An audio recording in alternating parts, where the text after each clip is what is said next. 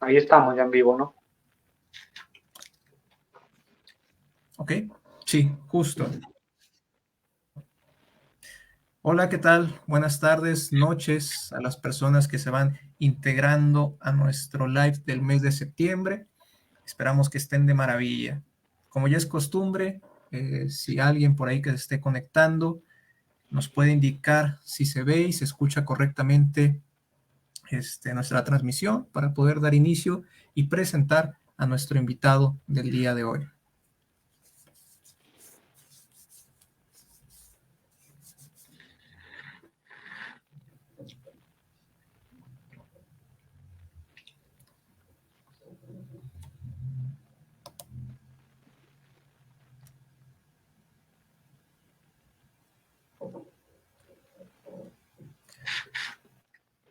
A ver.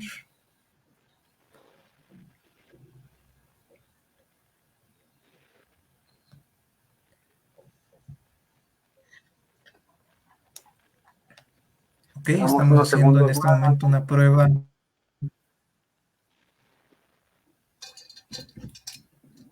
una pequeña prueba de sonido, de video.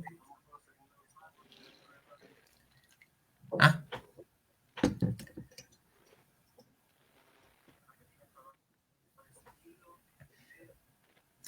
ok. Bueno, por ahí acabo de hacer la prueba de video y de sonido. Al parecer sí se escucha. Lore, muchas gracias. Se escucha bien. Muchas gracias y un saludo, Lore. Bueno, bienvenidas y bienvenidos para las personas que se van uniendo, también para las personas que vayan a ver ya la grabación como tal en nuestro muro de Facebook. El día de hoy estamos muy emocionados y contentos con el invitado que tenemos el día de hoy. Ahorita lo platicábamos tras bambalinas y se trata del nuestro primer invitado de Uruguay, que trae para nosotros un tema muy interesante para compartir. Se encuentra conmigo mi gran amigo y colega Juan de Dios. Juan de, ¿cómo estás el día de hoy?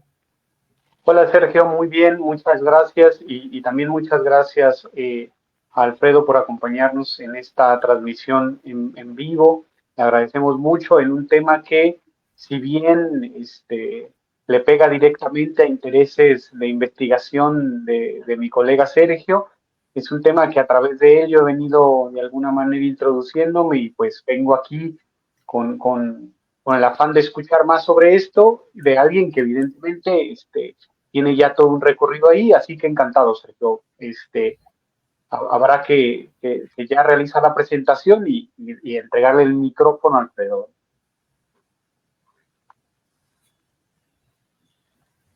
Sí, claro que sí. Bueno, me permito presentar a nuestro invitado y compartirles un poco de su experiencia. Él es Alfredo Fernando Perdomo. Él vive en Montevideo. Es psicólogo egresado de la Facultad de Psicología de la Universidad de la República de Uruguay, especializado en clínica esquizoanalítica. Además, también es especialista en evaluación psicológica. Es miembro del colectivo de formación del Centro Félix Guattari de Montevideo desde 2011 y ha trabajado en este mismo a nivel nacional e internacional. También sería importante mencionar que Alfredo es miembro de la Red Latinoamericana de Estudios de Les y Guattari y ha publicado en diversas revistas y libros colectivos especializado en psicología, trabajo social, salud mental y esquizoanálisis.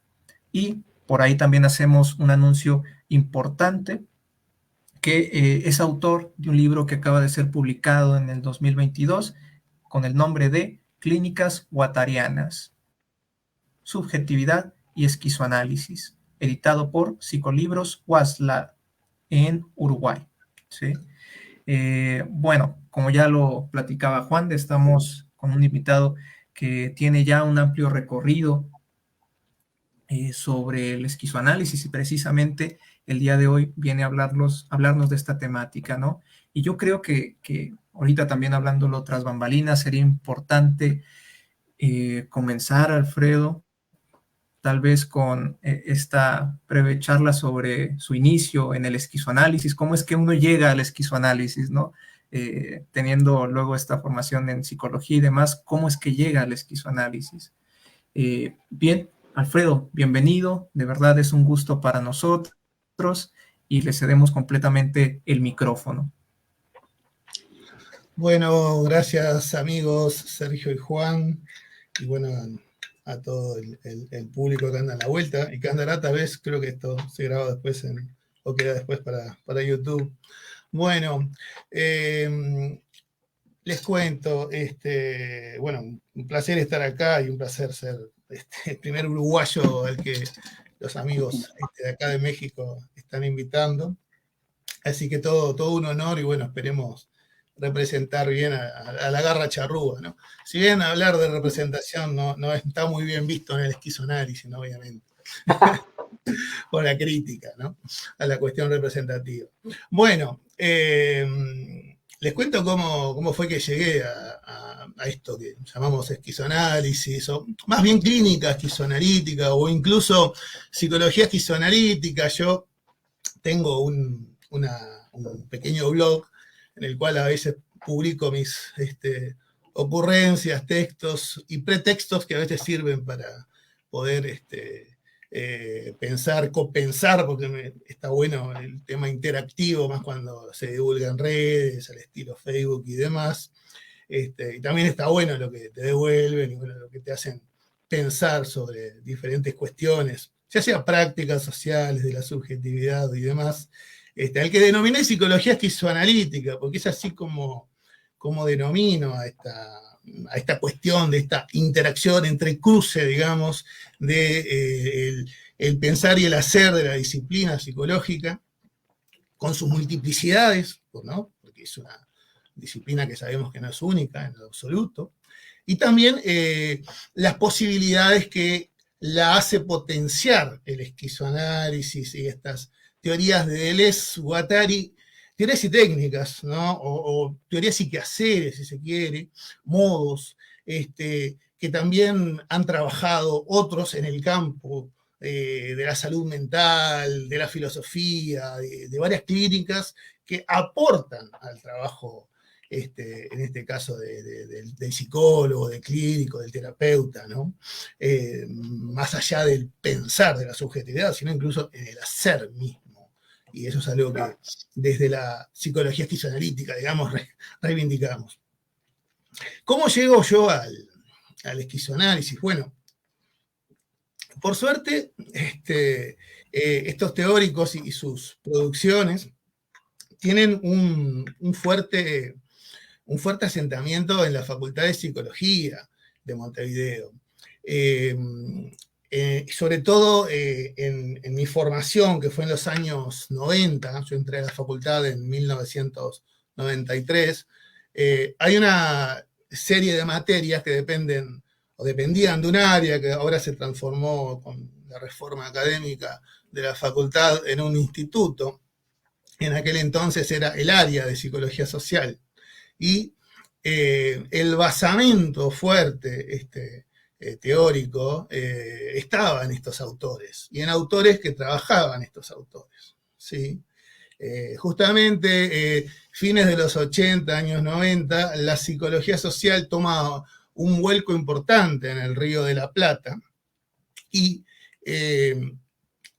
el basamento que antes tenía es casi en exclusividad en Enrique Pillon Rivière y sus producciones. Enrique Pillon Rivière es uno de los fundadores del psicoanálisis en Argentina, y creó además la psicología social con su técnica operativa de grupos. Hay una serie de producciones, de textos, de prácticas que son realmente brillantes, ¿no? Es un autor permanentemente innovador, permanentemente revolucionario, ¿no? De hecho, en sus últimos años no era muy querido en las instituciones psicoanalíticas ya, ¿no? A pesar de haber sido fundante de ellas, ¿no? De hecho, fue fundador de la APA, de la Asociación Psicoanalítica Argentina.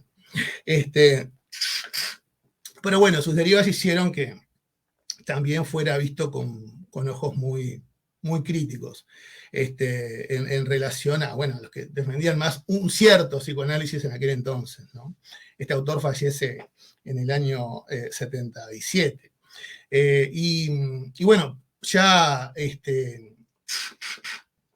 antes se genera en el propio psicoanálisis de la Argentina un movimiento importante de cambios, de críticas hacia la institución oficial, donde muchos formados en la psicología social de Pichon-Rivière van tomando otras posturas en relación al psicoanálisis oficial y generan toda una serie de líneas críticas, sobre todo atendiendo tanto metodológicamente como teóricamente a la situación que social, que lo social histórico imponía a pensar, ¿no?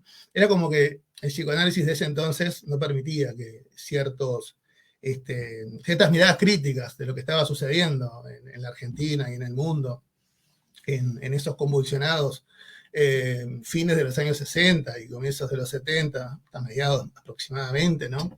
Cuando inician luego las dictaduras,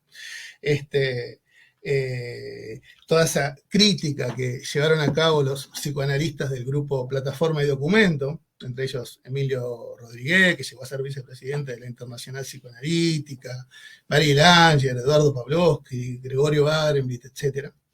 Bueno, generaron toda una movida crítica que tras las dictaduras en el Río de la Plata continuaron y el principal cauce se dio en la psicología social a nivel académico, ¿no?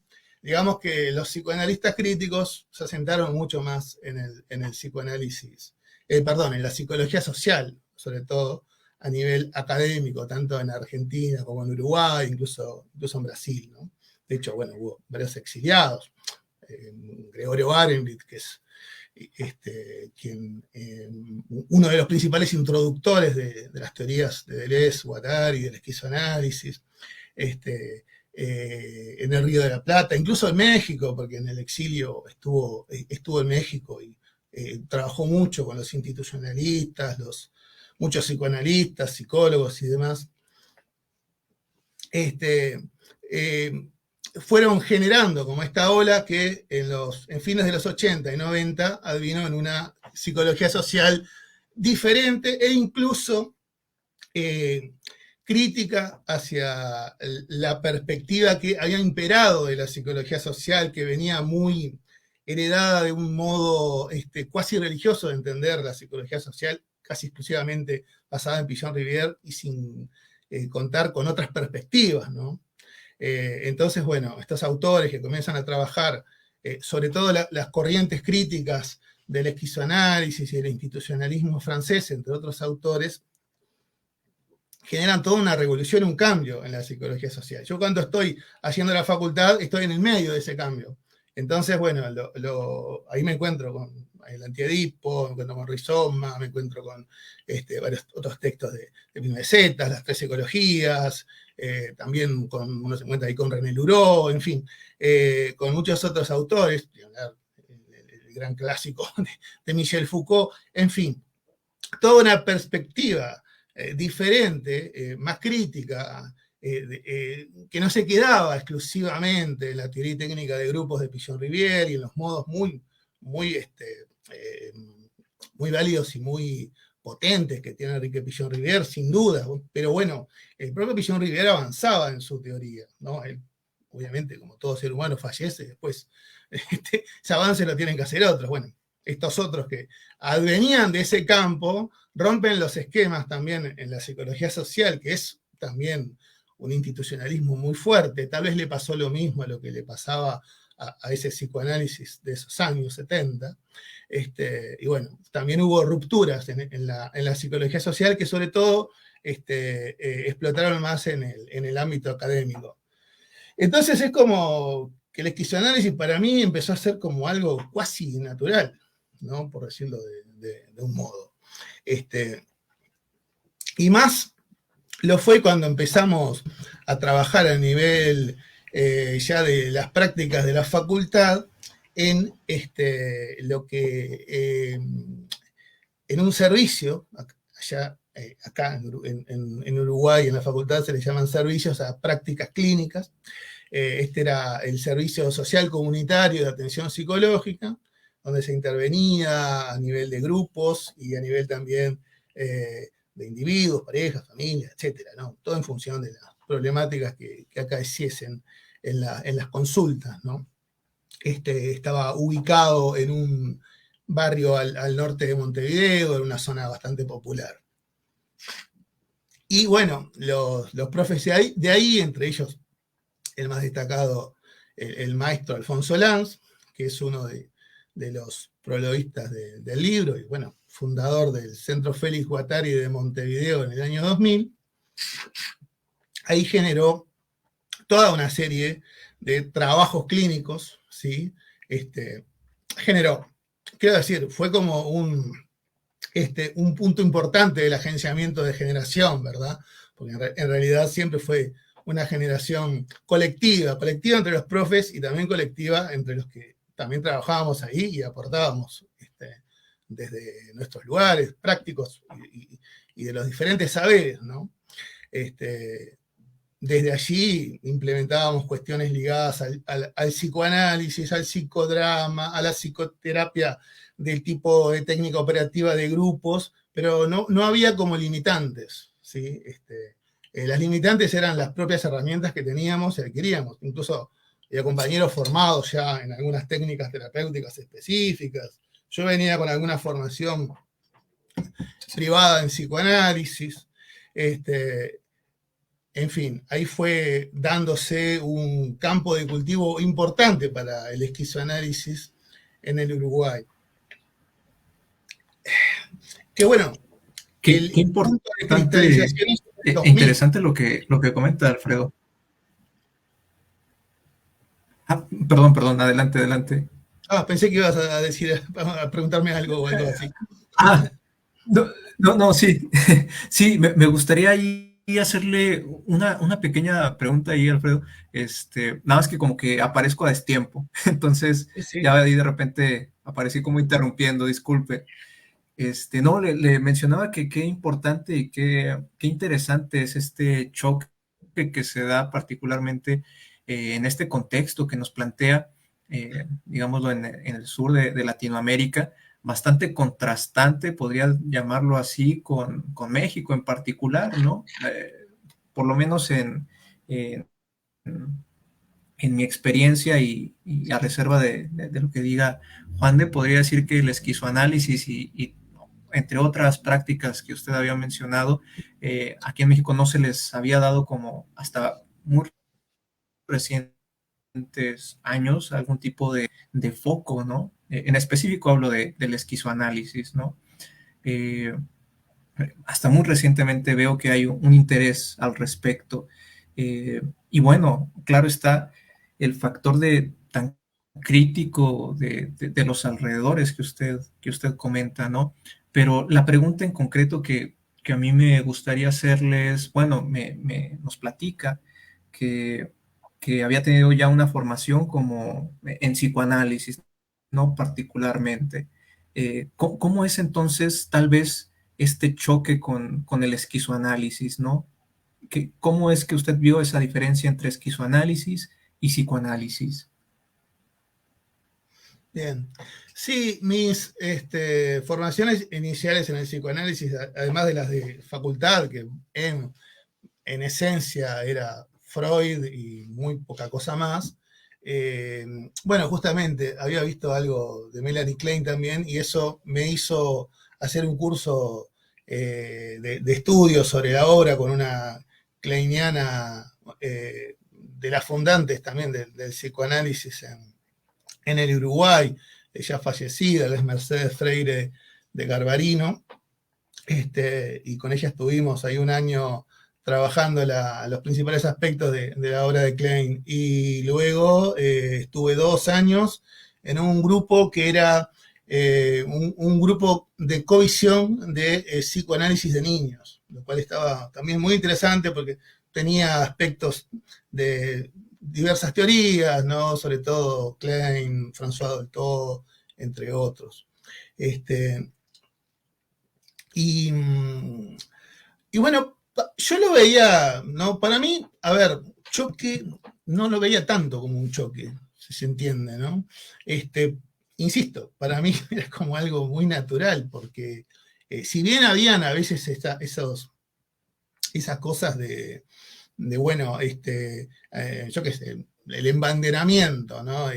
No, que yo soy psicoanalista, o que yo soy gestáltico, que yo soy cognitivo-conductual, etcétera, etcétera, ¿no? Esos embanderamientos que a mí nunca me cayeron muy bien,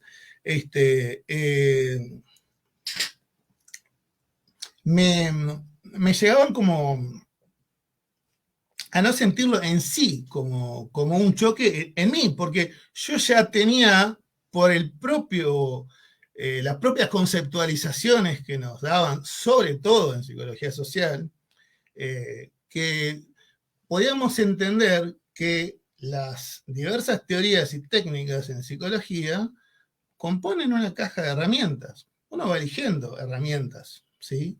Las teorías y las técnicas son eso, una caja de herramientas. De hecho, es uno de los puntos que trabajan Gilles Deleuze y Michel Foucault en esa famosa entrevista de los años 70, ¿no? Los intelectuales y el poder.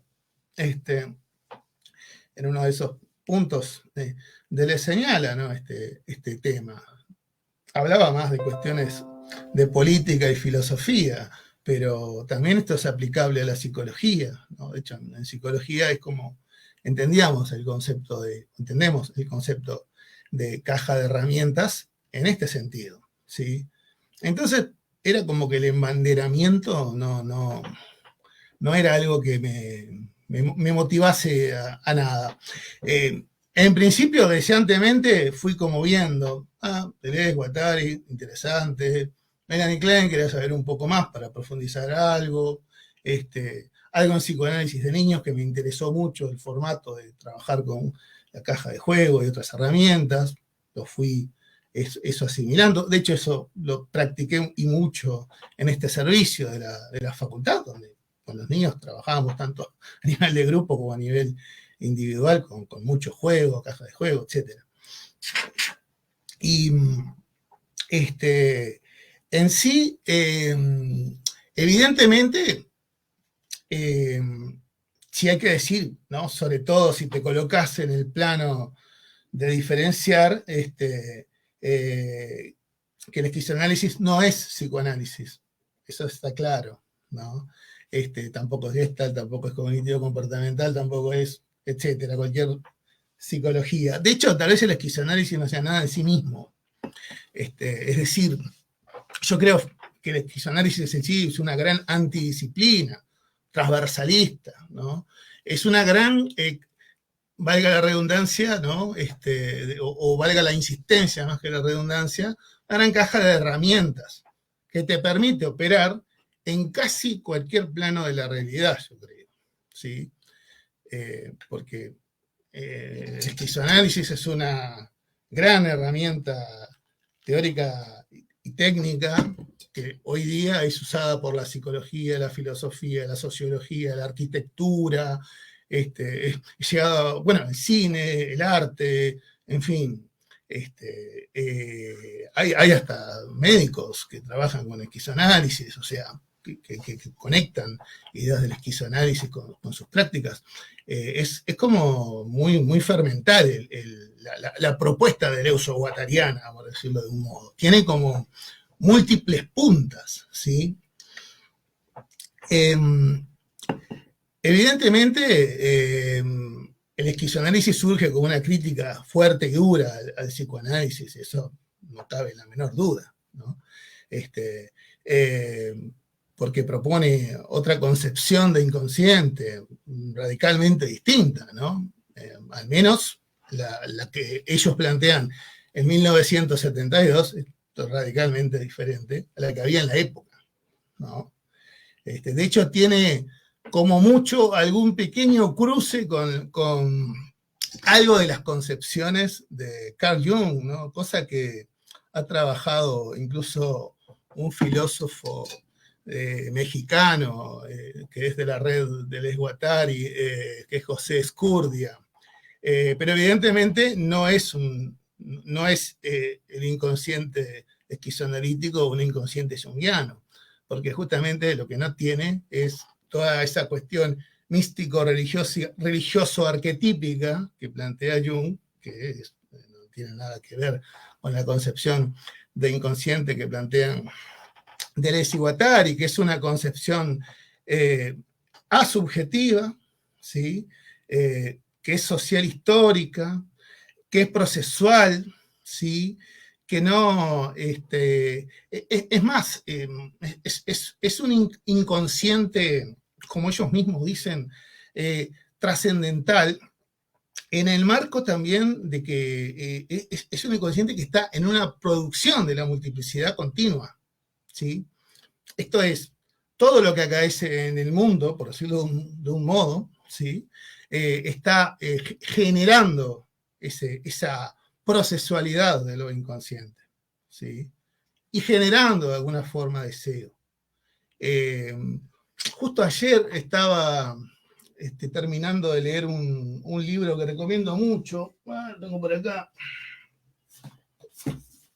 uno de los que les estuve comentando previamente, del psicoanalista Alfredo Grande, que en sí es un libro de Gregorio Barenboim, porque son charlas con él, poco antes de que él falleció hace un par de años. Conversaciones implicadas con Gregorio Barenboim, psicoanálisis, subjetividades y revolución. El título obviamente lo puso Alfredo, que es uno de los creadores del psicoanálisis implicado, o al menos que trabaja mucho con esa concepción de psicoanálisis implicado. También es un psicoanalista que se diferencia mucho del psicoanálisis más oficialista, incluso del lacaniano. Pero bueno, el propio Gregorio, no sé si le hubiera gustado el título, sobre todo que le hubieran puesto psicoanálisis. Me acuerdo que una vez vine a Montevideo en el 2000, una semana, a dar una serie de charlas y talleres en la facultad, y en el centro Félix Guattari también, y le habían puesto el título de su estadía y conferencias y demás, Psicoanálisis y Esquizoanálisis en el capitalismo mundial integrado. Y lo primero que dijo en la primera charla fue que no le gustó que le hubieran puesto psicoanálisis, porque dice, yo hace mucho que no, el psicoanálisis ya fue, dice, para mí, esquizoanálisis es distinto, ya no es, ¿no? Ahora, Gregorio siempre también decía que el esquizoanálisis es como muy, muy difícil de definir, porque justamente hay un tema ahí con las definiciones, ¿no? En los propios de Deleuze-Guattari, que definir una cosa es como ya, bueno, darle fin, ponerle término, y le quita la procesualidad a la cosa, ¿sí? Gregorio decía siempre que de algún modo uno llega al esquizoanálisis a través de su propio proceso vital, y en el proceso vital entra todo, ¿no? Su propia vida, los estudios, saberes, todo, ¿no? Todo.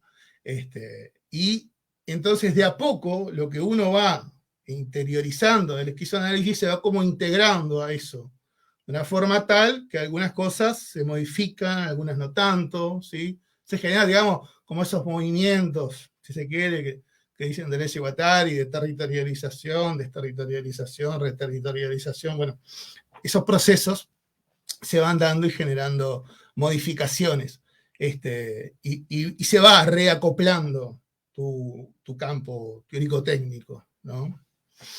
Yo, de hecho, en estos años, además de tener herramientas del psicoanálisis, tengo algunas herramientas incluso del psicoanálisis junguiano, algunas herramientas que vienen del campo del diálogo abierto, bueno, ni hablar de psicodrama y de esquizodrama. Si yo no tengo una formación en psicodrama específica, sí, pero sí por varias prácticas realizadas, y sobre todo en el esquizodrama, sí. El esquizodrama, bueno, es una teoría y técnica generada por Gregorio Barenboim, es por ahí su creación. De hecho, la revista Quimeras, la revista fundada por por Deleuze y Guattari en el 2013, sacó un número dedicado al esquizodrama y otras esquizoescenas, así se llamaba, esquizodram, no sé cómo es en francés, et autres esquizoscènes, algo así.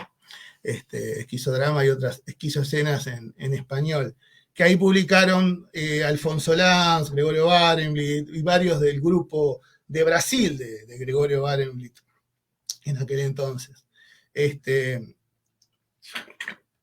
Y era como, bueno, traer a luz algo de lo producido, ¿no? en Latinoamérica, sobre todo en esta parte del continente, ¿no? En Brasil, Uruguay, Argentina, donde el esquizodrama ha pegado bastante como una propuesta inventiva, clínica, también en lo artístico, ¿sí? También incluso en el campo de la danza.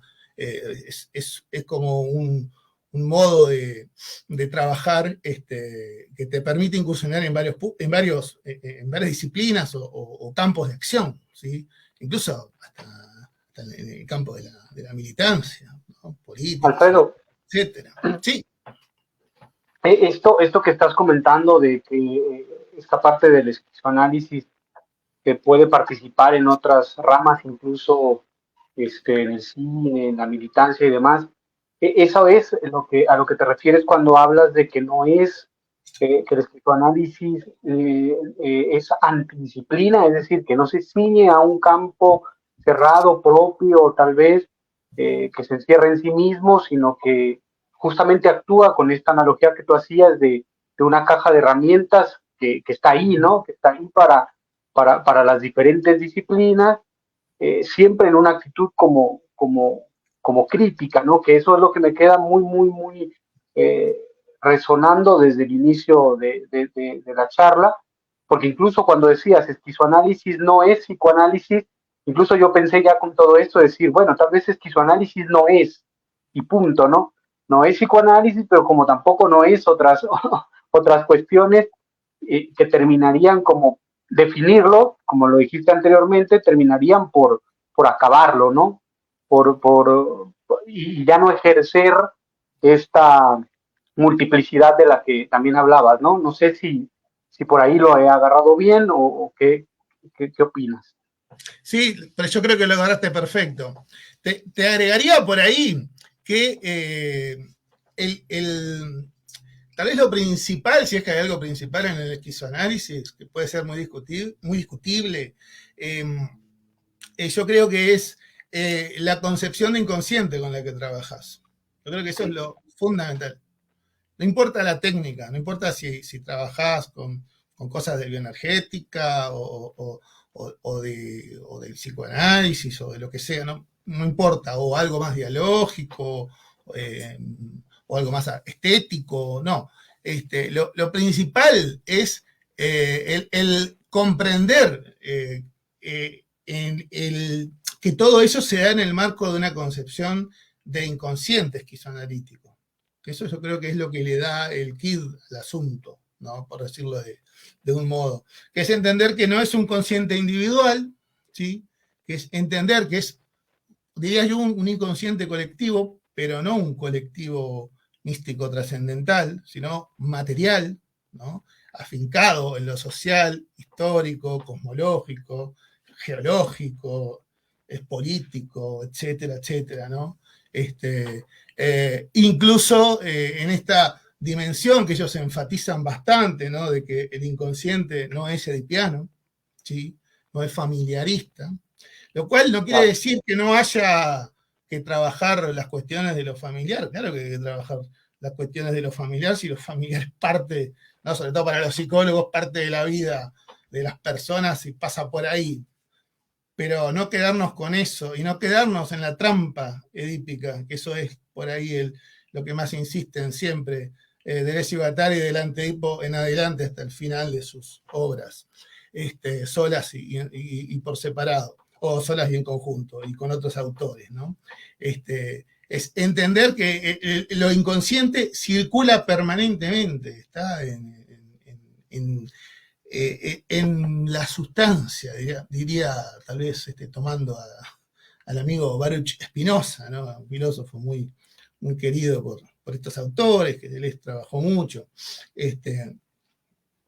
o en el plano de la virtualidad, en lo actual, en fin, tomando a Berzón, en fin, es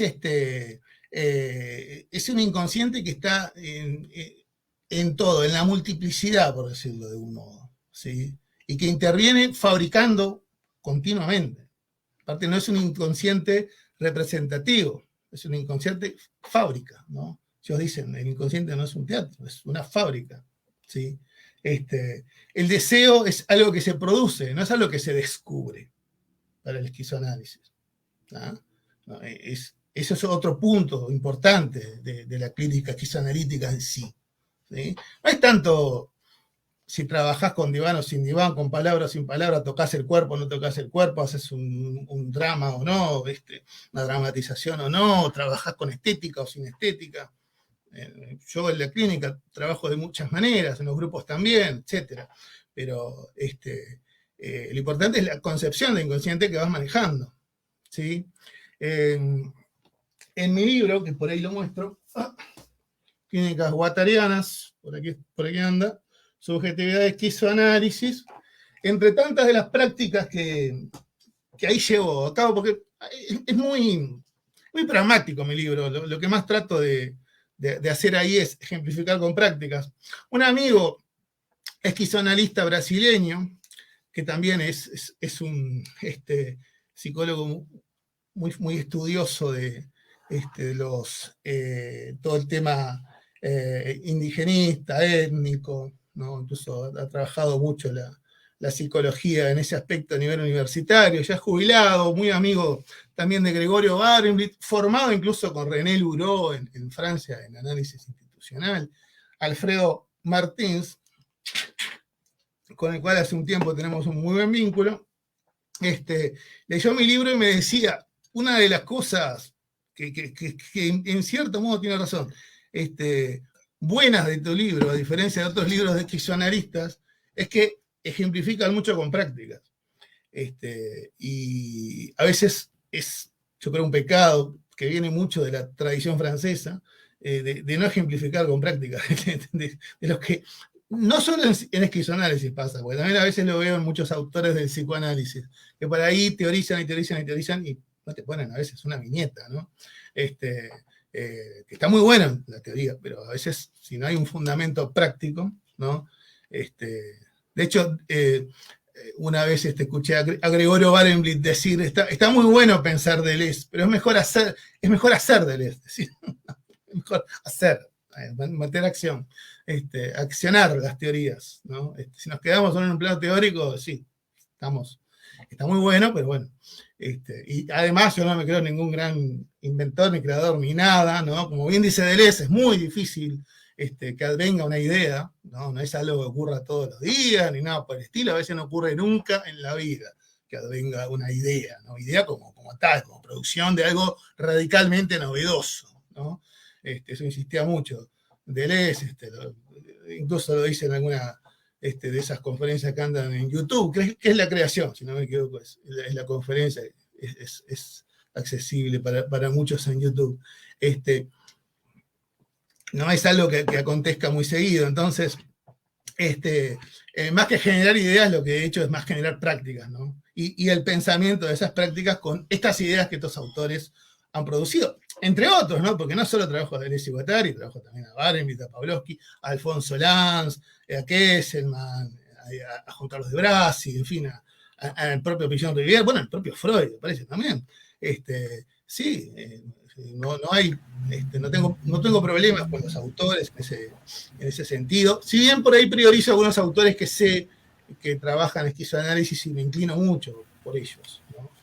Pero no. A ver, por decirlo de algún modo, si hay un ser esquizoanalista, ¿no? Cosa que también contradictoria, porque siempre estamos pensando el ser del devenir y no el ser como algo estático, digamos, el devenir en sí, la procesualidad. Si hay algo por ahí que identifica al esquizoanalista, es esto, ¿no? No se parapeta en un modo productivo, definido, de un campo teórico-técnico cerrado, no. está abierto justamente. Hacemos por ahí lo mismo que hacían Deleuze y Guattari, y sobre todo Guattari, que era el clínico, ¿no? Guattari era de los dos el psicólogo, el de las prácticas subjetivas, ¿no?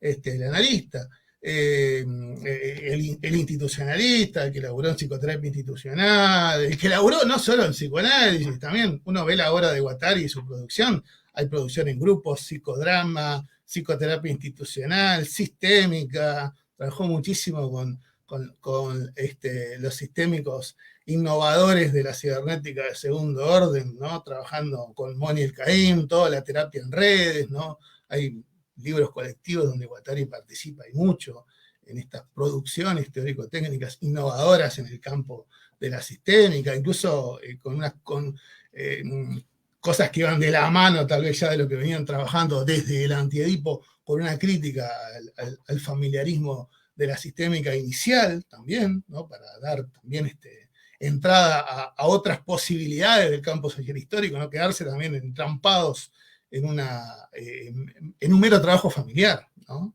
De hecho, hay una muy buena, en YouTube la pueden encontrar, es re cortita, son 5 minutos, de una charla que es entre Moni El-Kaim, Ronald Lane, el antipsiquiatra, y Félix Guattari, donde hablan del familiarismo, justamente. Es una charla de los años 70, ¿no? Y están hablando los tres del familiarismo, e incluso critican a la vieja sistémica, ¿no?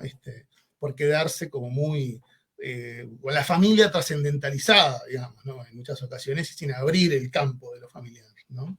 Que es sumamente importante y necesario para poder entender de qué va lo subjetivo. Lo subjetivo no es familiarista, lo subjetivo es campo de lo humano e inhumano, ¿sí? Porque también nos humaniza y deshumaniza a su vez muchas de las cosas que nos están pasando y producimos a su vez, ¿no?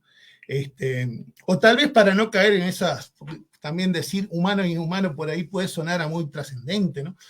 Por ahí para caer en algo más inmanente y materialista, el pensar los cambios, ¿no?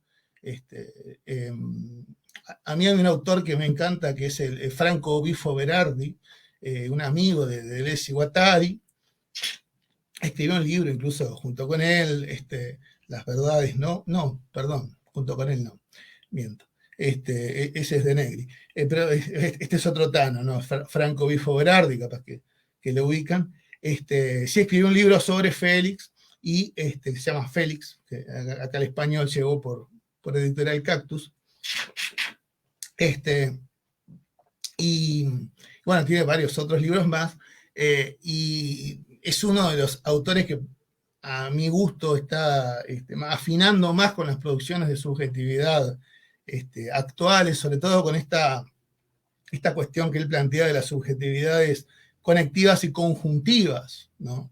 Que es algo que estamos viviendo continuamente con la tecnologización, ¿no? Y cómo nuestras subjetividades se van modificando, adecuándose a estos mecanismos, celulares, las laptops, los modos de inteligencia artificial, etcétera, etcétera. Y cada vez más nuestra subjetividad se está como, de un modo, desconectando del campo de lo conjuntivo físico-emocional, ¿no? Él habla de que la subjetividad conjuntiva, que es una subjetividad más enlazada a lo pasional, emocional, junto con lo racional, de ahí metido también, pero más como una subjetividad encarnada de vínculo corporal, de vínculo de contacto, ¿no? Se está sustituyendo por una subjetividad más conectiva, ¿no? Donde la cuestión narcisística está como más fuerte cada vez más, estamos cambiando el vínculo por el mero contacto, ¿no? El mero like, el mero, ¿no? En fin, cuestiones que están transitando en nuestros tiempos y que, bueno, generan estos cambios en lo subjetivo. Seguramente eso está operando mucho más en las intervenciones sobre la subjetividad que el famoso complejo de Edipo, por decirlo de un modo, ¿no? Pero, a ver, no con esto quiero decir que no hay que trabajar las cuestiones relacionadas con los conflictos con los padres. es fundamental. ¿No? A eso insisto, porque hay esa lectura de no trabajé, no, si sos esquizoanalista, ¿cómo vas a trabajar lo que pasó con papá o mamá? No, es importante también lo que pasó en casa. Es más, como esquizoanalistas trabajamos más lo actual. Es más, hasta la concepción de transferencia, Guattari trae una noción de transferencia radicalmente diferente. ¿Sí? Él no plantea una transferencia que tenga que ver con el pasado. Él dice, no, la transferencia va a futuro. La transferencia está hablando de un porvenir, ¿no? La transferencia está generando una cuestión que va hacia el futuro, ¿no? Es interesante porque él lo que está planteando es que lo que se actualiza realmente no es tanto una cuestión de un debate del pasado, sino que hay una actualización en el hoy, ¿sí? Pero ese hoy está siempre pensado hacia adelante. Es una concepción muy novedosa también de lo transferencial que Guattari tiene.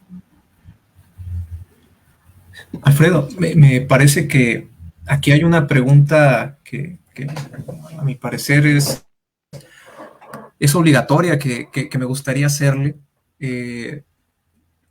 precisamente con esto que comenta sobre la actualidad del esquizoanálisis, ¿no? De su práctica y demás.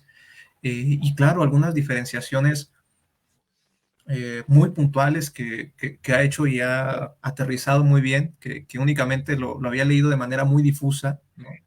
Y me gustaría aprovecharlo para preguntarle cómo trabaja usted, ¿no? el esquizoanálisis, ¿no? Hace un momento hablaba de la ejemplificación y demás, y no sé si en la medida de lo posible podría usted colocar una pequeña viñeta para poner sobre la mesa esto que había comentado. Sí. Bien.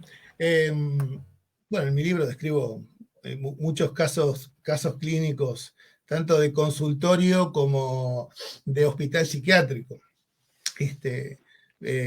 Varias intervenciones ahí.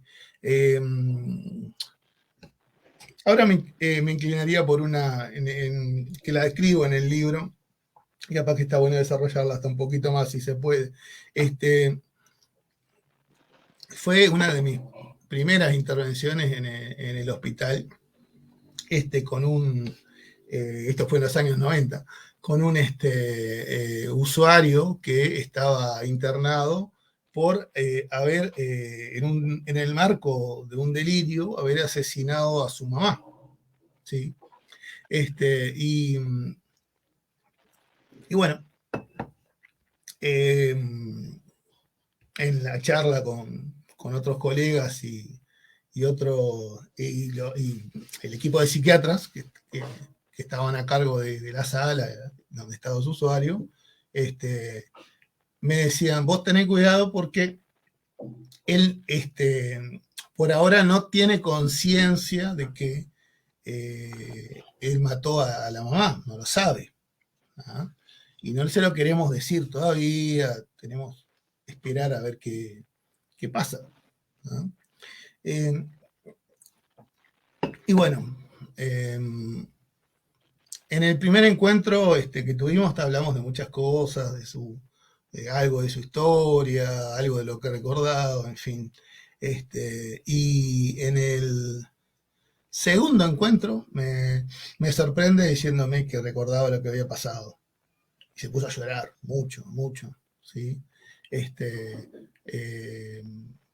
Ahí estuvo, en fin, recordaba y tal cual, y nadie le había dicho nada, ¿no? Suponían que no podía recordarlo, tal vez por el delirio que había sido muy, muy fuerte y hasta por el hecho tan traumático. Este paciente había sido diagnosticado como una esquizofrenia, ¿no? Y bueno, ahí se tuvo, bueno, primero la sorpresa, sobre todo para los psiquiatras, que no podían creer que había dicho eso. Yo no había intervenido en ningún procedimiento, digamos, recordatorio de eso, es más, había explico como a rajatabla esa cuestión de no introducir para nada el tema, salvo que lo introdujera él. Bueno, introdujo él.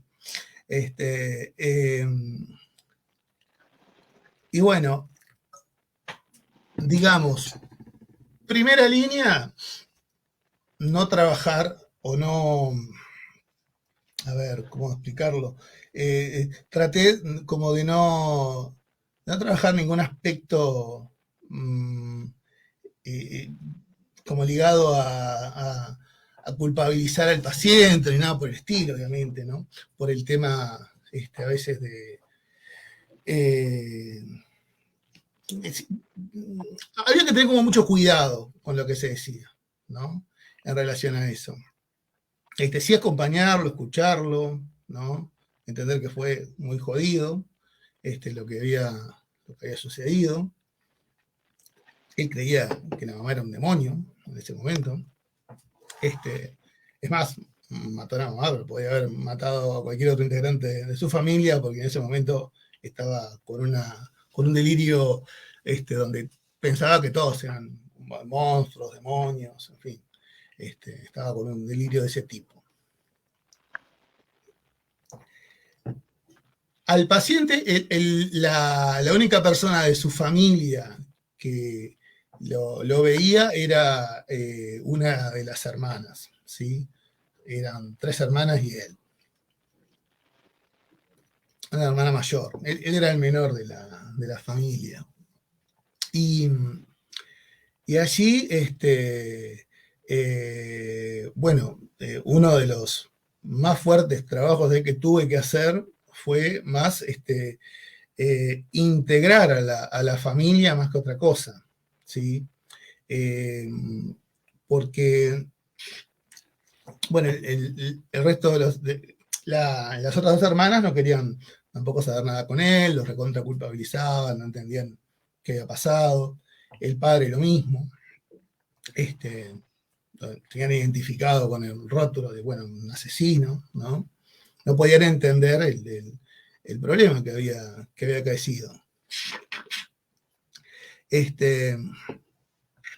Y bueno, después se fue ahí generando un vínculo de trabajo donde decidí trabajar fuera. No trabajé tanto con el usuario al principio, ¿no? Si bien lo veía cada tanto, sino que decidí ir a trabajar fuera del hospital, cosa que no es muy común, pero bueno, yo entendía que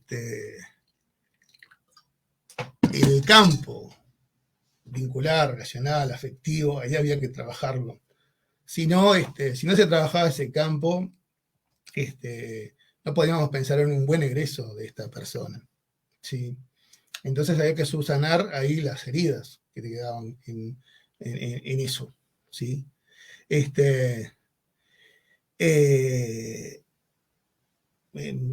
ver, es esta, si se quiere, algo del orden de lo que, sobre todo Deleuze trabaja como bueno, en el campo de problemas ocurre un régimen se da un régimen de afecciones entre los cuerpos.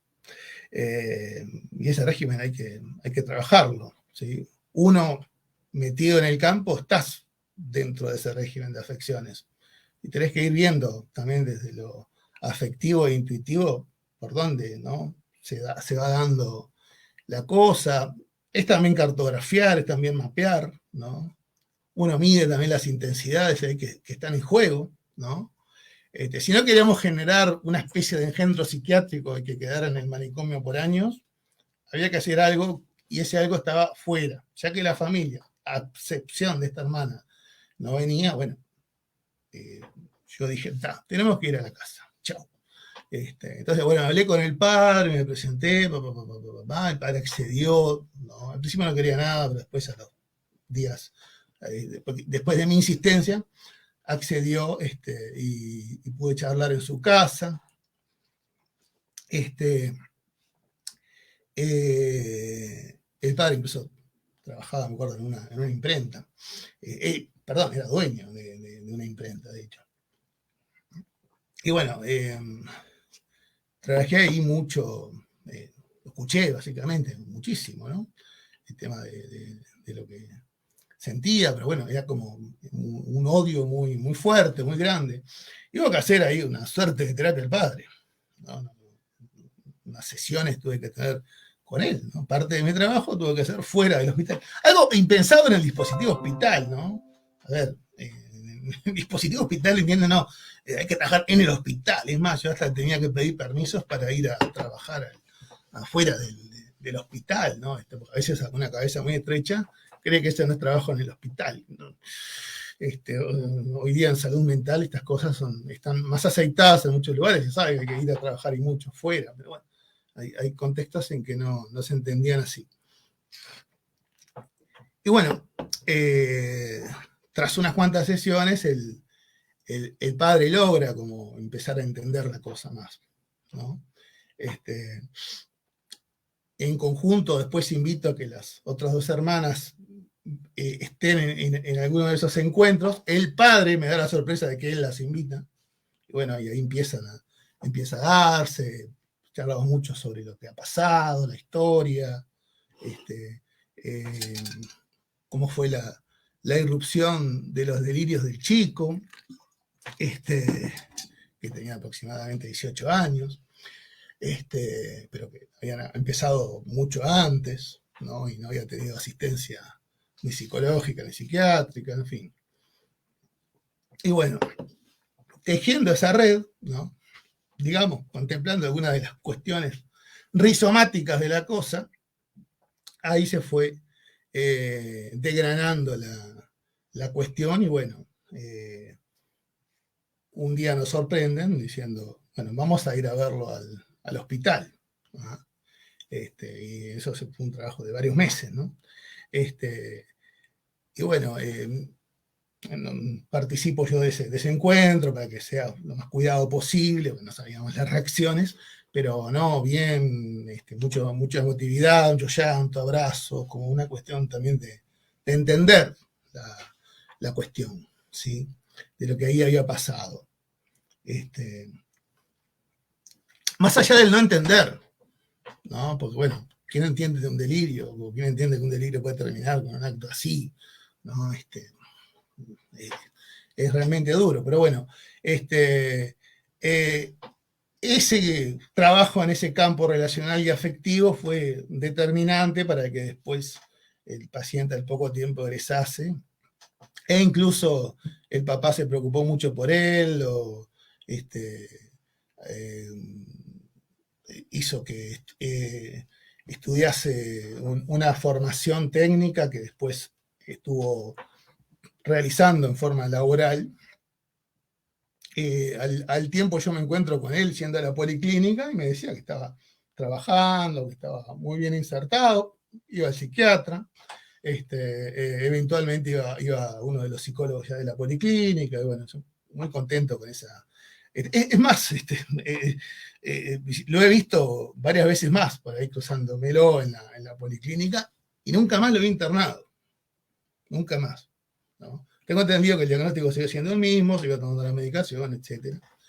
Pero nunca más estuvo internado, lo cual es algo muy bueno, porque realmente lo que trabajo en el psiquiátrico es lo que más se suelen ver, ¿no? Las reinternaciones, la puerta giratoria, es terrible. Entonces, bueno, ese trabajo de prestar atención al campo relacional, afectivo, extrainstitucional, entender que la cuestión del agenciamiento maquínico ahí de los cuerpos y de los símbolos que se estaban jugando iban en un laburo más allá del individuo, ¿sí? Que ese inconsciente que se estaba produciendo había que fabricar aún más inconsciente, dirían Deleuze y Guattari, ¿no? Deleuze y Guattari dice, no, uno fabrica el inconsciente, no está descubriéndolo, no vamos a interpretarlo ni nada, vamos a fabricarlo, ¿no? Obviamente que para eso hay que entender por dónde va la cartografía subjetiva que ahí está en juego, ¿sí?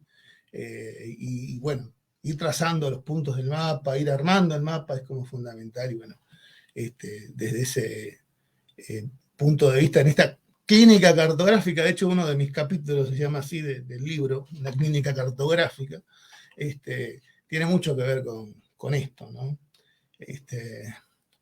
Guattari, para mi gusto, es muy complejo en algunas cosas. Intenta a veces complejizar mucho de cosas que a veces son muy concretas, pero está bien, hace esfuerzos también para entender algunas de estas cosas que son complejas de entender de por sí. Uno dice, simplifica esto, pero bueno, salió. Por ahí podría no haber salido incluso, ¿no? Podría haberse no dado nunca el encuentro del padre con su hijo, haber entendido la situación, haber elaborado el duelo por su esposa, en fin, un montón de cuestiones.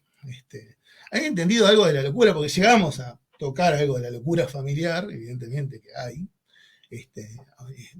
No ocurre una muerte así nomás porque sí. En ese aspecto, yo creo que fue también muy como sanador, elaborador para toda la familia esa situación, ¿no? Más allá de la trágica muerte, ¿no? Pero bueno, siempre que acontece una muerte en el marco de una familia, siempre se debe generar un proceso en el cual se debe involucrar a la familia, si no es como que en mis experiencias al menos la reparación no se da en buena forma, ¿no? No hay como una elaboración adecuada, ¿no? Si bien a veces es difícil decir elaboración adecuada de una pérdida tan traumática, evidentemente, algo de trauma va a generarse siempre, pero elaborarlo lo mejor posible, ¿no? Darle su contexto de comprensión, de voz, de escucha, eso es fundamental, ¿no? Una escucha sin preconceptos, sin intervencionismos interpretóxicos, dirían los amigos de Deleuze y Guattari, ¿no? Una real escucha libre y flotante, tal vez, ¿no? Una escucha lo más libre y flotante posible, ¿no? Y no tan impregnada a veces de teorías y cuestiones que a veces pueden generar en el campo un choque, por decirlo de una manera, ¿no? Recuerdo un caso muy lindo que Guattari publicó en Cartografías Esquizoanalíticas, donde es el caso de una cantante lírica que tras la muerte de su mamá tiene un problema en su voz y no puede cantar. Y Guattari, en unas pocas sesiones, lo que hace es no dar lugar a hablar absolutamente nada de la pérdida de la mamá, ni ninguna referencia edipizante, ni nada de eso, ¿sí? O sea, desde el lugar de él, ¿no? Porque no creía que podía generar un duelo patológico desde su visión. Entonces era como, bueno, sostenerla en la escucha, y que ella de a poco, cuando fuera creyendo que era necesario, volviese a cantar. Y se recuperó en poco tiempo, es muy ejemplarizante a veces esa cuestión, ¿no? de la no interpretación por el lado de, bueno, tu mamá, capaz que esto, lo otro, ¿no? Esas interpretaciones, intervenciones que muchas veces desde ciertas latitudes psicoanalíticas, digamos, sobre todo se suelen dar, ¿no? No solo psicoanalíticas, a veces también en otros campos de la clínica, cuando es muy personológica, ¿no? Sobre todo, o cuando no mide estas cosas, ¿no? Deleuze y Guattari también por la cuestión del creo que esto lo hacen sobre todo pensando mucho en el campo kleiniano. A veces los kleinianos tenían como una postura demasiado interpretacionista, y que eso muchas veces estos autores señalan que generaba a veces duelos más extensos de los que debían realizarse en sí, ¿no? Más que del duelo natural, por decirlo de un modo, o que otros duelos sobrellevados de otra manera, tal vez sin ese interpretacionismo excesivo, ¿no? Que muchas veces es más culpabilizante y genera un duelo aún más patológico del que lo eso era, ¿no? Cuando ocurren estos fallecimientos, estas muertes. Qué interesante, es interesante todo esto y creo que es difícil, ¿no? A veces he pensado que este interpretacionismo tiene que ver más con la angustia del terapeuta que se arropa en la teoría, ¿no? Y que justamente dificulta la escucha, lo más cercano a esta escucha, como bien lo decías, Totalmente. atentamente flotante, ¿no? Totalmente.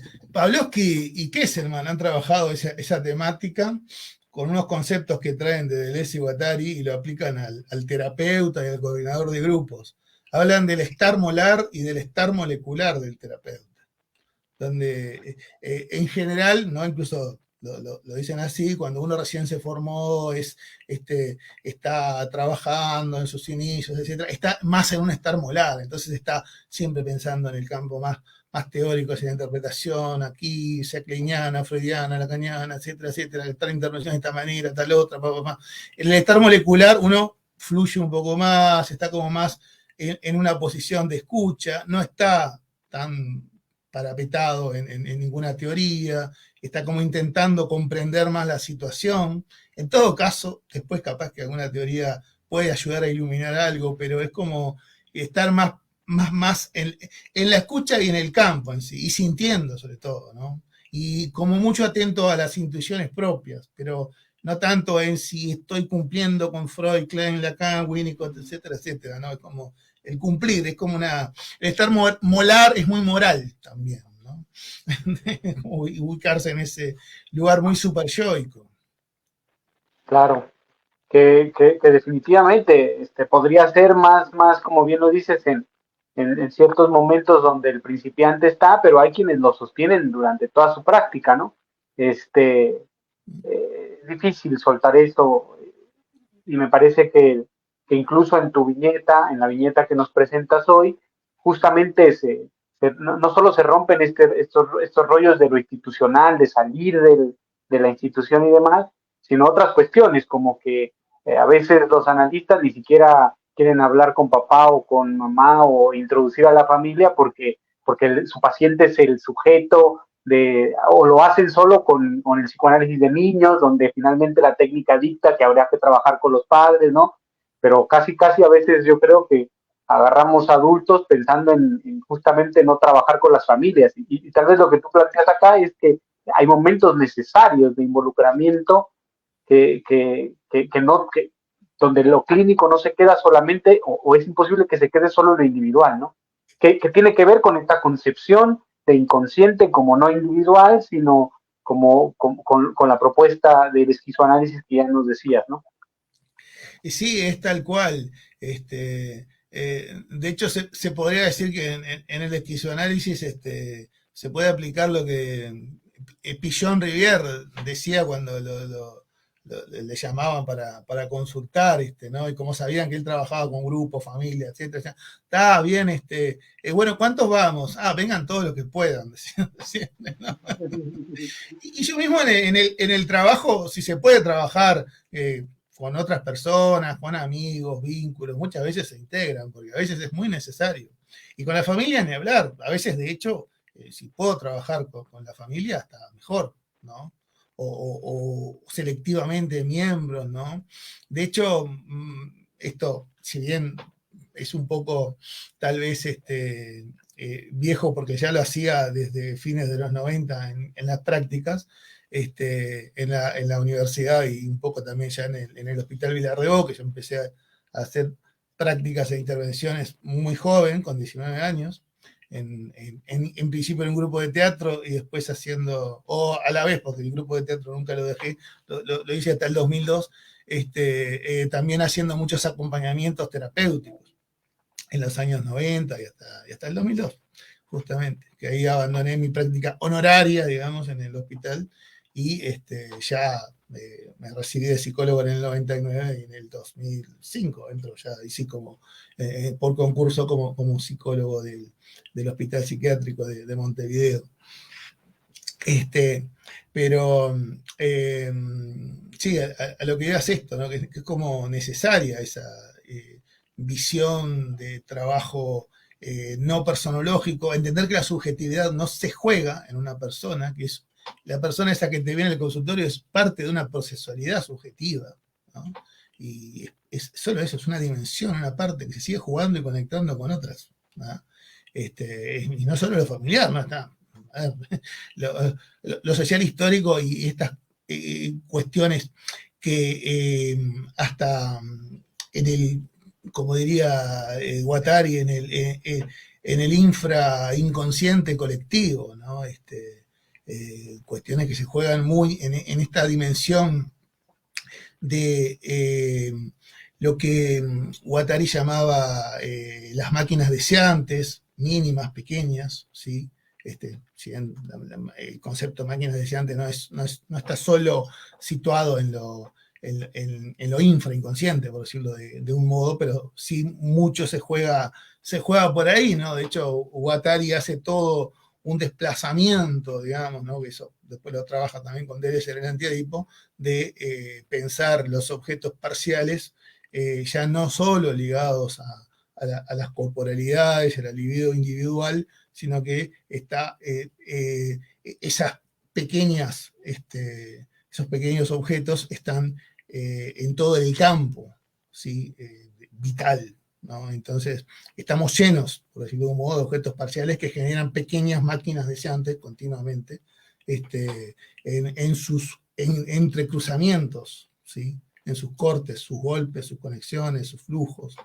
Y de esa manera se forma como este campo complejo de lo inconsciente, ¿sí? Pues De es todo. todo lo informacional, afectivo, emocional, y hasta cuestiones, hasta físicas directamente, que se juegan en ese campo, ¿no? Que bueno, estos autores intentaron como meterse ahí para generar esta propuesta para nosotros muy interesante, ¿no? Claro, claro, y vaya que sí es muy interesante. Y justamente llegando un poco ya, Alfredo, al final de la transmisión, que estamos en tiempo más o menos, y agarrando un poco de esto último que has mencionado, eh, por dónde recomendarías para ir como concluyendo esta parte, por dónde recomendarías a los interesados en la clínica esquizoanalítica empezar? Obviamente por ahí está la recomendación de adquirir tu libro, sí, pero además de este libro, ¿por dónde tú sugieres que se introduzca uno? Si es que hay algún punto de referencia o depende de cada quien, pero ¿qué podrías, digamos, proponerles a la gente que quisiera adentrarse más en este rollo de los esquizoanálisis? Sí, sí. Bueno, tal vez pensando en introducciones a la clínica, sí, está bien, está mi libro. También está el libro de Alfonso Lanz, es un libro, lo voy a mostrar, publicado también en Uruguay, una clínica esquizoanalítica, publicado en Argentina, de hecho se vende en Argentina y en Uruguay, ¿tá? Que es muy buena introducción realmente a la clínica esquizoanalítica. De Gregorio Barenblit, yo creo que es un autor que para mi gusto es como imprescindible para comprender la clínica esquizoanalítica. Además de este libro, esto es lo último que salió, bueno, es su último legado, porque el libro recoge entrevistas realizadas 7 meses antes de su fallecimiento, ¿no? Fueron unos días de entrevistas que tuvo el amigo Alfredo Grande, el amigo de Gregorio. Él tiene también 3 libros más. Uno es Introducción al Esquizoanálisis, ese está en portugués, Introdução ao Esquizoanálisis, lo publicó el Instituto Félix Guattari de Belo Horizonte. También están en español dos libros que publicó la Universidad Popular de Madres de Plaza de Mayo en Buenos Aires.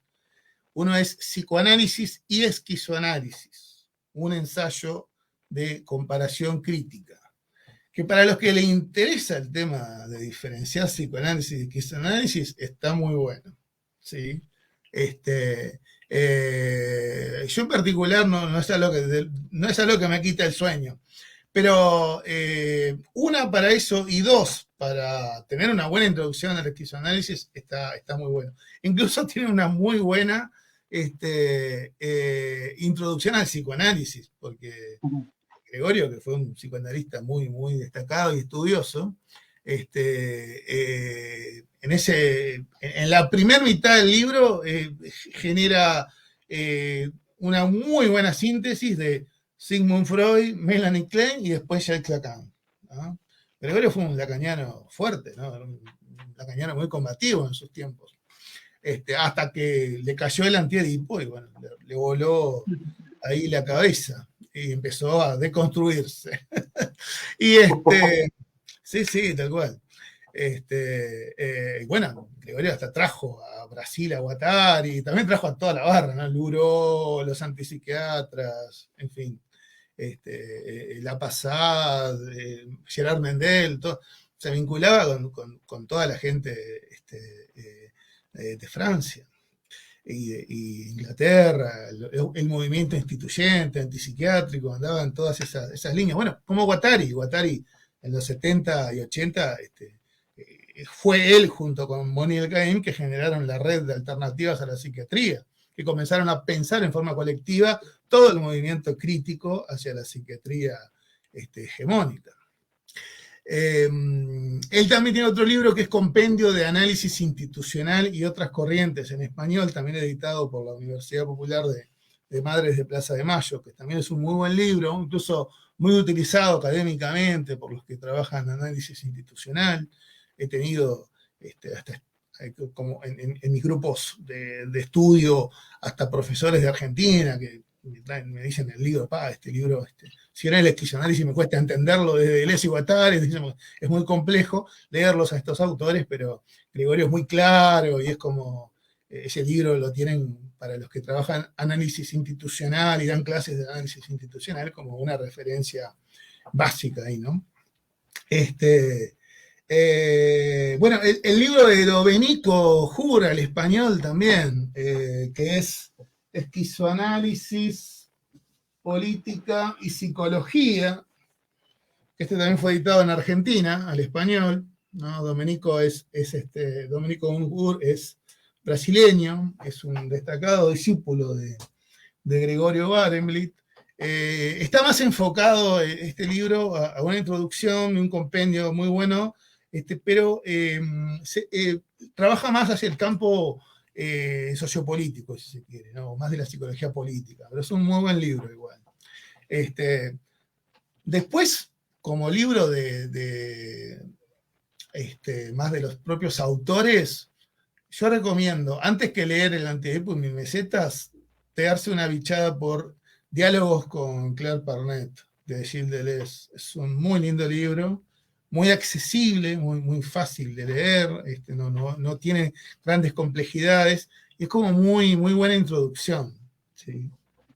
Yo recomendaría eso, por lo menos leer ese libro antes de meterse de lleno en El Antiedipo o Mil Mesetas. Incluso también es muy, muy lindo de leer inicialmente, más para alguien que por ahí incluso viene más del campo de la psicología del psicoanálisis y no ha tenido acercamiento con estos autores. El libro de Félix Guattari, Psicoanálisis y Transversalidad, también es un lindo libro que editó Siglo XXI en México. Debe estar en algunas bibliotecas, muy agotado, por ahí alguna reedición pirata, porque nunca más lo volvieron a editar ese libro, ¿no? Es una pena. Conozco alguna edición pirata en la vuelta, pero no, Siglo XXI no lo volvió a reeditar, una pena. Esos libros en principal. Después otro libro que está bastante accesible es de Guattari, es La Revolución Molecular también, ¿no? Si bien ahí Guattari es más diverso, ¿no? Porque ahí toca muchos aspectos sociales y políticos, pero también algunos aspectos de la clínica trabajan también, ¿sí? Algunas miradas críticas al psicoanálisis también, incluso al marxismo tradicional, o más burocrático también. Pues ahí está para todos los que nos escuchan o lo van a escuchar ya en la grabación. Eh, que no se diga que no se dieron varias Quedan opciones varias para... opciones. Y por último me gustaría mostrar, por lo menos mostrarles a la audiencia, lo que para mí es un honor haber sido invitado a participar bueno, de la revista fundada por Deleuze y Guattari, que es la revista Quimeras, ¿sí? Quimeras tiene su sitio en internet, Quimeras, así como está escrito. Abajo dice, revista de los esquizoanálisis, fundada por Deleuze y Guattari. Y bueno, fue invitado en este número, que es el último, que gentilmente la gente de Quimeras me lo mandó por correo. Y bueno, ahí me publicaron un artículo en función de 2 números especiales en homenaje a Félix Guattari y los 30 años de su fallecimiento y de la publicación de Caosmosis, ¿sí? Que fueron en el mismo año. En un año en que los festejos por el Antiedipo andaban por todos lados, esta gente decidió festejar más Caosmosis. Me pareció brillante, ¿no? Porque no me gustan mucho esos festejos, así que hay todo el mundo con el Antiedipo. Hasta nosotros hicimos una charla ahí en Montevideo sobre el Antiedipo. Pero bueno, también se cumplían 50 años de psicoanálisis y transversalidad, cosa que yo destaqué en mi locución, que también para mí es un libro fundamental, ¿no? Sale publicado el mismo año que el Antiedipo, ¿no? Porque bueno, Gilles Deleuze lo pinchó a Félix Guattari para ello. Y bueno, ahí publicaron un texto que es como alguna síntesis de algunas partecitas del libro, sintetizadas. Bueno, contó con la traducción muy amable de gente de Quimera, sobre todo una analista franco-peruana, Zorca Domich, y un psicoanalista uruguayo, Marcelo Real, a los cuales estoy muy, muy agradecido, y junto con otra amiga pudieron hacer la traducción, pues yo traduciendo al francés no sé nada. Oye, Fueron muy amables, realmente, ¿no? Bueno, Marcelo, este es el número 102, que es el último. Marcelo Real publicó en el 101, que tiene un trabajo también muy interesante. Marcelo Real es un psicoanalista de los que se identifican con el psicoanálisis, pero que trabajan muchísimo de Deleuze y Guattari. Digamos que en el esquizoanálisis hay como dos polos, hablando en forma, a grosso modo, ¿no? Están los que agarran más la onda de Barenblith, digamos, como nosotros, de decir, bueno, no es psicoanálisis, pero como tampoco no es ni Gestalt, ni cognitivo comportamental, pero podemos robar, ¿no? Y generar nuestras cajas de herramientas de cualquiera de esos campos, no importa, ¿sí? E inventar incluso los propios. ¿Ah? Claro. Y después están los del psicoanálisis, que toman mucho a Deleuze y Guattari, pero que se mantienen en un psicoanálisis, ¿no? Es decir, se mantienen como identificados con el psicoanálisis. De hecho, en Montevideo hace unos años vino Stéphane Nadeau. Stéphane Nadeau es un médico psiquiatra, psicoanalista y filósofo francés que tiene él a cargo la cuestión de los archivos Guattari, y de ahí está sacando muchos inéditos de Guattari. ¿No? Salieron por ahí escritos para el Antiedipo, en líneas de fuga, ritornelos, en fin, muchos libros, y están saliendo más, porque tiene a su cargo, como decía, los archivos, ¿no? de Félix Guattari, con todo lo inédito. Y bueno, me acuerdo que ahí tuvimos un encontronazo en Montevideo, ¿no? Buen encuentro, pero a su vez con sus críticas y cuestiones entre ambos, de que, bueno, para él, ¿cómo es? El esquizoanálisis o la clínica esquizoanalítica en sí no existe. Ya, no, esto no existe. Guattari era psicoanalista, ya, muy defensor de la postura del psicoanálisis, así, ¿no? Psicoanálisis. che, pero ¿te parece? Porque yo le decía, ¿no te parece que incluso Guattari un poco le importaba el tema y andaba haciendo cosas con sistémica, psicodrama, como es intervenciones estéticas, en fin, un montón de cosas que iban mucho más allá del psicoanálisis? Bueno, no, era psicoanalista, era psicoanálisis, bueno. Lo más lindo, eso hablando entre nosotros, ¿no? Después, o sea, él y yo en una charla ahí que tuvimos mano a mano, lo más lindo es que después, en una de las conferencias que dio, la mayoría eran psicoanalistas, todo el mundo le cayó horrible, mal, así, le dijo, no, eso no es psicoanálisis, eso como mucho es junguiano, le dijeron, porque había traído una cosa que era realmente un viaje muy interesante, de una situación que aparte vivió él, era una especie de viaje místico que él había vivido en Japón. Era muy interesante, yo quedé muy encantado con todo lo que transmitió, porque aparte le generó modificaciones a él.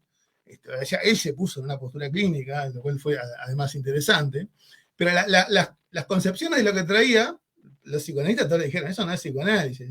Yo le dije, sí, yo creo que los compañeros acá tienen razón, para mí es esquizoanálisis, le dije. No, esto es psicoanálisis, decía esto es psicoanálisis. Se dio con la bandera del psicoanálisis.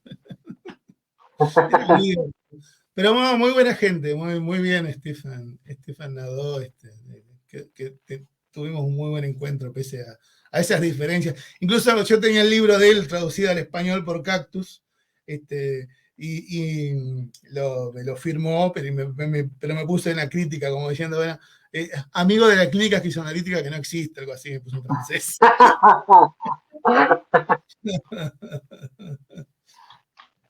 Oye, Alfredo, y bueno, ¿hay alguna forma de adquirir, de llegar a conseguir tu libro y la revista que bien o no sabes si acá en México hay posibilidades o... Y todo por correo, por ahora está difícil, ¿no? No sé las cosas de Argentina, incluso hay que ver las editoriales, porque alguna cosa de Argentina a veces llega a México, pero si no, solo por correo, solo por correo. La revista Gimers también se vende solo por correo a todo el mundo, desde Francia, lo cual es un costo grande también, no es elevado. Pero sí, por ahora no hay. Vamos a tener que hacernos un viaje a México un día de esto y llevar unos libros. No Claro, sé. claro. Tal vez algún encuentro de la red. El año pasado se hizo un encuentro de la red latinoamericana de Deleuze y Guattari, que es una red muy linda, muy diversa, donde trabajamos ahí diversas disciplinas, ¿no? Hay filósofos, arquitectos, psicólogos, otrólogos, sociólogos, artistas, estudiosos de lingüística, en fin, de todo. Todo tipo de disciplinas que uno se pueda imaginar. Y donde todo el métier es el trabajo con lo del uso guattariano, digamos, ¿no? Y cómo se trabaja con estas perspectivas, generando, ¿no?, composiciones, nuevos agenciamientos en el marco de ciertos campos de investigación, ¿no? La mayoría son de universitarios y académicos, pero también hay otros que no somos académicos. Yo no soy un académico, no estoy afincado en ninguna universidad ni nada. También hay otros compañeros más nómadas, digamos, más fuera de los campos académicos.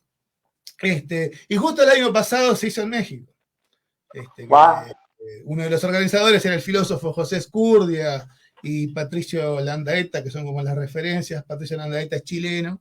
Estuvo muy bueno, muy lindo, me contaron varios de los compañeros, amigos que pudieron ir. De Uruguay no pudimos ir, creo que no fue nadie. Es lejos también ir a México. Tiene sus costos. Pero bueno, algún día iremos a conocer, ¿cómo no? Claro, por supuesto. Pues bueno, Alfredo, no me queda más que evidentemente agradecer que hayas aceptado primero la invitación y que nos hayas compartido en este lapso de tiempo un tramo primero de tu recorrido, de tu experiencia en torno al esquizoanálisis y algunas cuestiones que me parece que pueden adentrarnos o introducirnos a los que estén interesados en todo lo que tiene que ver con la clínica esquizoanalítica, ¿no? Entonces, agradecerte un montón y por supuesto, quien dice que no, en algún momento podamos tenerte por acá y disfrutar y de alguna manera exprimir muchísimo más todo este rollo, que es algo que, al menos aquí en donde estamos, en nuestra latitud, en Durango, México, no hay mucho de esquizoanálisis y me parece que de alguna manera es algo que pudiera ser acá también como punta de lanza, porque resulta bastante interesante, ¿no? Sobre todo que no queda sesgado a una disciplina solamente, ¿sí? Sino que hay apertura y eso me parece que se agradece siempre, ¿no? Entonces, una vez más, Alfredo, agradecerte y no sé si quieras terminar con algo. Eh, Adelante. Bueno, muy, muy agradecido yo también, realmente me sentí muy, muy bien, muy cómodo en la conferencia, en la charla, en este contacto. Agradezco muchísimo tanto la invitación como también la apertura de ustedes, ¿no? Hacia otras miradas, ¿no? Más allá de la estrictamente psicoanalítica. Creo que siempre es bueno que en psicología, en terapias, en análisis, etcétera, podamos tener esta cuestión, ¿no? De pensar las cosas con las que hacemos, trabajamos, inventamos, etcétera, que es fundamental, ¿no? Tener esta interacción e integración de diferentes perspectivas siempre, ¿no? Creo que es como fundamental. Yo, como bien dije, me he alimentado de muchísimas cosas del psicoanálisis, no me identifico como psicoanalista, evidentemente, pero muchísimas cosas del psicoanálisis, incluso aún leo todavía. Y desde ahí también trabajo, ¿no? Incluso también leo a muchos psicoanalistas que trabajan mucho al esquizoanálisis, ¿no? Y bueno, está re buena también la apertura y bueno, que ojalá esto sirva también para que aquellos interesados, bueno, se puede armar redes, ¿no? Ahora que tenemos estos mecanismos digitales que por un lado nos conectan y nos desconjuntivizan, diría el amigo Bufo Berardi, pero también tienen su utilidad y bueno, por ejemplo, estas cuestiones, ¿no? De hecho, un compañero de México en uno de los grupos de estudio que hemos estado realizando sobre la obra de Deleuze y Guattari, hemos tenido, ¿no? El compañero Alex Chávez, que capaz que ahí andan en la vuelta, el compañero del palo de la filosofía, con el que hemos estado trabajando bastante. Bueno, además de José Escur, además conozco más el campo de la filosofía, ¿no? Por estas conexiones. Tanto de las redes como incluso de la red de Les Guattari, ¿no? En la cual además de encuentros virtuales hemos tenido por suerte encuentros corporales, vivenciales, ¿no? En mi caso al menos estuve en los que se hicieron en Valparaíso, Chile y en Quito, en Ecuador. Bueno, un gustazo, realmente esperemos que haya sido también del agrado de los compañeros que estuvieron y compañeras que estuvieron, compañeros que estuvieron presenciando y que puedan presenciarla después, ¿no? Porque lo bueno de esto es que queda ahí flotando en el éter internéutico. Exactamente, se queda colgada ahí en la página, pero además se sube al canal de YouTube también, así que ahí pueden revisarla las veces que quieran. Y bueno, pues no me queda más que también agradecer a todos los que estuvieron escuchando y bueno, enviarles un saludo y pues nos vemos en la próxima transmisión, ¿vale? Un saludo, Alfredo, hasta allá, un abrazo. Un grande, Y bueno, a ti y a estamos Sergio. viendo. Gracias.